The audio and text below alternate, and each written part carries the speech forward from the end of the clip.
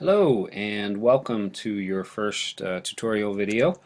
This is going to be one of many videos over the semester that I'm going to be doing in relation to a variety of things for your digital photography class. Today you're going to have two videos, and they're sort of denoted here in your actions in your week 3 handout. The first video is going to be your Project 1 video. That's going to be this video. And the second one is going to be a Lightroom Basics video. We're sort of heading into your first shooting project, which I'll talk about here in a second. We need to sort of know some basics about Lightroom. As we move through the semester, and specifically next week, you're going to get more sort of hands-on tutorials via me, as well as log some more time with Lightroom. Okay, just as we do every week, we have our handout here in relation to what needs to get done. We're going to take a look at this, and then I'm going to talk about Project 1. Just as a little side note, I'm using a program called Screencast-O-Matic, and that sort of captures my screen. If you ever need any clarification because you can't quite see something on a video, please use the questions section on D2L or email me directly so that we make sure we're on the same track. Okay, we have a mishmash of things to do this week, and that's why I sort of I don't normally have D2L up, don't normally sort of look at D2L as a video tutorial, but we have a lot to do today or this coming week. So first and foremost, I'm going to highlight it here. Complete the first portion of Project 1, which is to take 50 images of line and 50 images of shape. All 100 images should be made into a PDF and handed in prior to September 22nd at 11:59 p.m. Note that the final developed images, a group of 10 images chosen from the larger group of 50, are not due until the 29th. So there's a separate file for Project 1. It denotes the specifics of this project, more so than your actions file here this week. But you are taking 50 images of line and 50 images of shape. Okay.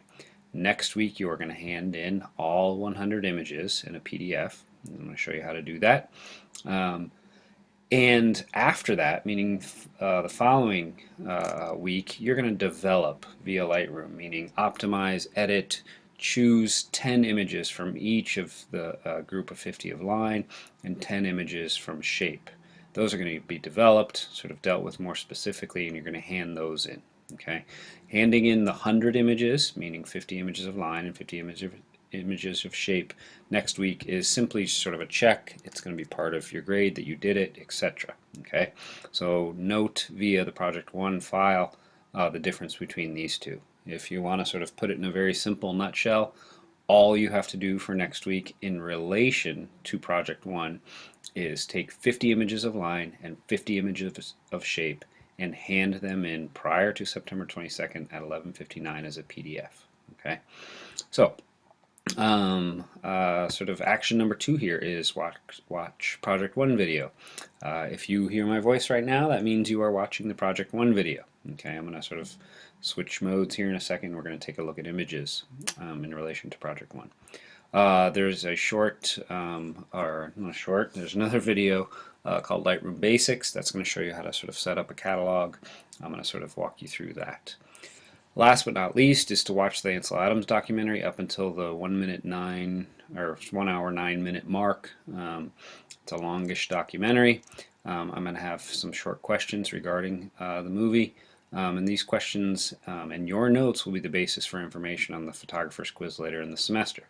Again, this is due before next week as well. I assume this is something most of you can do in your own time with simple internet access. This is just a YouTube video. As you hopefully remember from looking at the syllabus, you have a photographer's quiz, and Ansel Adams is going to be one of the 10 photographers. The discussions, your notes, your responses to the questions that I sort of pose are going to serve as the basis from which these quizzes are going to sort of come off of. So very important to watch this video. Okay, so those are your actions. It's kind of a mishmash of things. Some weeks I'll go over this more specifically. Some weeks I'll go over just parts of it, but again, this week we kind of had a lot to do. So I wanted to just also say hello officially on D2L here via these videos. Without further ado, let's take a look. I'm going to expand this a little bit. All right, your first project is a two-part project. It is called Line and Shape. Line and shape are two what I call formal elements of photography. When we talk about photography, we're going to talk about formal elements. These are compositional elements, meaning how an image is composed, what it's made up of. There are technical elements of photography. That's sort of the nuts and bolts. Did you meter with your camera correctly? Did you organize things correctly in Lightroom? Did you develop them correctly? Okay.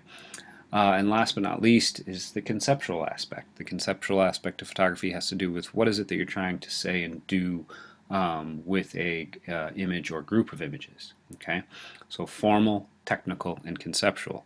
We are going to be working on very formal issues in the first two projects specifically. Your first project is called Line and Shape. You are to look at these formal elements, I'm sort of saying those words very pointedly, formal elements or elements of design in a very sort of specific way. What we're looking at here, these are some student examples, and I'll zoom in so we can sort of see these a little bit better. Are sort of formal investigations of, pardon me, of line. Okay, so this is a student doing a very sort of similar assignment, going out and photographing line.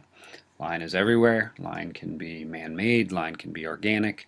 But what these compositions and these layouts do is sort of look at very, very simple everyday things. Look at bike tires, bits of metal. I don't even know what these things are, but we're more interested in the sort of compositional element of line. Okay, line is, as the sort of project states, is very, very effective in terms of moving your eye around a photograph. What I mean by that is when you look at a photograph, and let's go back, or let's use this one right here. When you look at a photograph, you sort of notice the line and follow that line, okay, with your eye. When your eye is doing that, when you're engaged in a composition in that regard, I believe it is more interesting. You find yourself sort of moving around an image. Okay, so these are some student examples. I've also put up some other examples. This is an image where line, all of the lines, very dynamic, ends up in this spot right here. The tops of the roofs, the sidewalk, the street. The only line that sort of disrupts and doesn't sort of lead to that is this crossed line right here. But even this line right here sort of leads down. This is an Ansel Adams image. You're going to watch the movie on Ansel Adams. The lines sort of moving up into space from the bottom up. This is a photographer, Edward Bertinsky, who we're going to watch later in the semester. All the lines in this sort of move from the edges down to sort of what is probably the subject matter of this sort of decrepit house here in the middle. This is another Ansel Adams image. The line, I would argue, sort of starts in the bottom and organically moves up. Very dynamic composition. Had he sort of taken a step back and gotten this whole tree in, I don't think it would be engaged as we are when we sort of crop that and make that element of design, line, very prominent. Okay. You are also to do shape, and the image that I have up here, and I think I have one more which didn't load up here, but I'll load up in a second. Shape having to do with you know what the assignment says, sort of looking at organic and man-made shapes. This is a very simple object. I don't even know what it is. I believe it's a tabletop or a chair or something. What becomes shape in this image, sort of triangular shapes, moving off circular shapes, is physical objects, but also light and shadow. So this is a very, very sort of good example of shape. in regards to what I sort of imagine you guys looking at when you photograph shape. Here is a shape example. Had to go and get that real quick.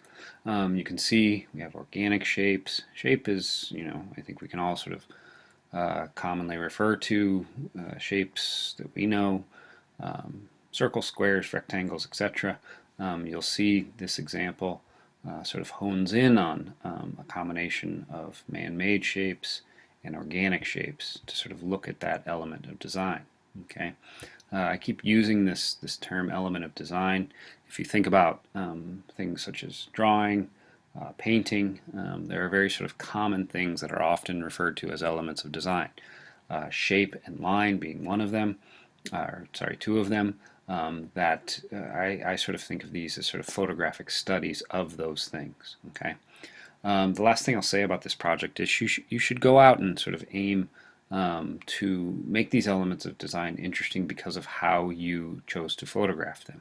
A lot of times people sort of new to photography, or people that haven't sort of engaged in it as sort of an expressive art form, rely on their subject matter to sort of do the work of making a viewer interested.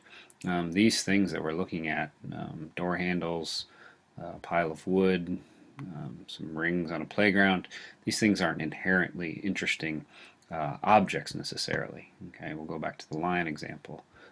Sort of metal grates, who knows what this is down here, a bike tire. These are everyday objects that have been sort of shaped photographically to be interesting photographs. We're not looking at these and reading into meaning and thinking about them in the conceptual manner, but we're sort of practicing our formal elements. Okay, that's what you are to do. Okay, so to review: 50 images of line, 50 images of shape. Okay, this is going to sort of form a grouping in your Lightroom catalog, which you're going to sort of be making or practicing making this after this video, because we're going to hopefully watch this video. You'll watch this video first, hopefully, and the Lightroom video second. That is the grouping you're going to sort of